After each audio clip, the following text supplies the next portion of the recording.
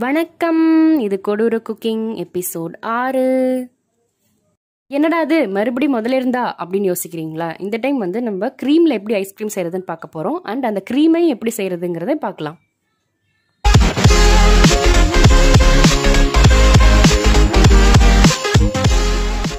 இது வரைக்கும் சப்போர்ட் பண்ண எல்லாருக்குமே மிக்க நன்றி. வீடியோ பார்க்குறதுக்கு முன்னாடி சர்ப்ரைஸ் பண்ணிடுங்க. இந்த விப்டு க்ரீம் செய்கிறது ரொம்ப ரொம்ப ஈஸி. இதுக்கு தேவையான பொருள் வந்து பாலாடையும் கொஞ்சோண்டு பால் மட்டும்தான்.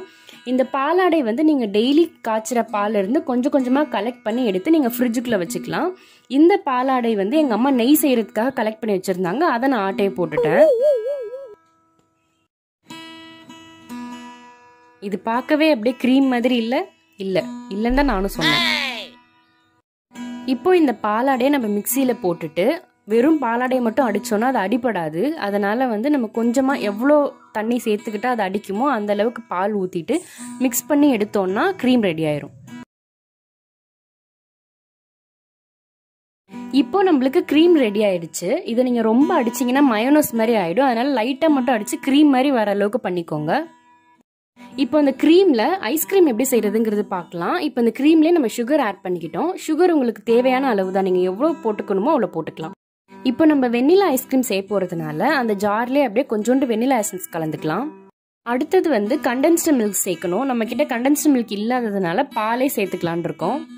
பாலை வந்து நல்லா திக்காக காய்ச்சிட்டு இதில் ஊற்றிக்கிட்டோம் மிக்சியில். இப்போ இதை நம்ம அடித்தாச்சு. இப்போ நம்ம அந்த ஏர்டைட் கண்டெய்னரில் போட்டுட்டு ஃப்ரீஸ் பண்ணிடலாம். அந்த ஏர்டைட் கண்டெய்னர் வந்து நான் முன்னமே சொன்ன மாதிரி அலுமினியம் ஃபாயில் இல்லைன்னா பிளாஸ்டிக் ஷீட் கூட போட்டு டைட்டாக கவர் பண்ணி போட்டுக்கலாம். இப்போ இதை நம்ம ஃப்ரீஸ் பண்ண போகிறோம்.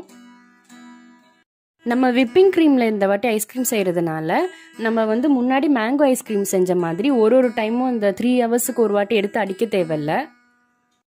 அதனால நாங்கள் ஒரே ஒரு டைம் ஃப்ரீசரில் வச்சுட்டு ஓவர் நைட் கழித்து அதுக்கப்புறமா எடுத்தோம். இப்போ என்ன கன்சிஸ்டன்சியில் வந்திருக்குன்னு நம்ம பார்க்கலாம்.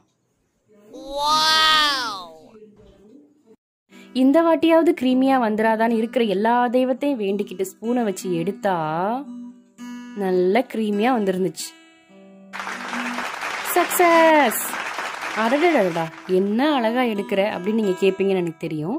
ஐஸ்கிரீம் ஸ்கூப்பர் வச்சு எடுத்தால் தான் ஸ்கூப்பாக வரும். நம்ம ஸ்பூன் வச்சு எடுத்தால் இந்த லட்சணத்தில் தான் வரும். நம்ம கிட்ட என்ன இருக்கோ அதை வச்சு நம்ம அழகுபடுத்திக்கலாம்னு நம்ம முடிவு பண்ணிட்டோம். Vanilla ice cream ready. இந்த வீடியோவில் பேக்ரவுண்ட் மியூசிக் நம்ம ஐஷு போட்டிருக்காங்க கிட்டாரில். இந்த மியூசிக்கும் ரெசிபியும் எப்படி இருந்துச்சுன்னு கமெண்ட்ஸில் சொல்லுங்கள். தேங்க்யூ.